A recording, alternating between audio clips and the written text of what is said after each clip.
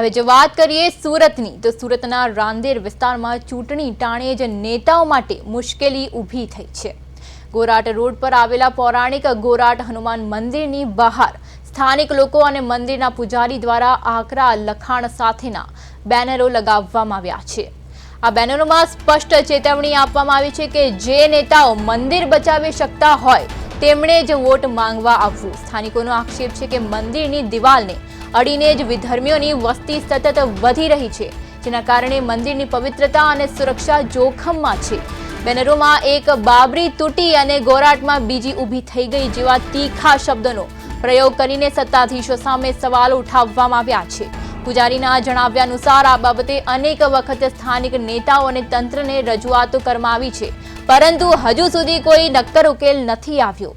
ચૂંટણીના પડઘમ વાગી રહ્યા છે ત્યારે જ જનતાએ નો મંદિર નો વોટ જેવી સ્થિતિ સર્જીને રાજકીય પક્ષોની ઊંઘ ઉડાડી દીધી છે।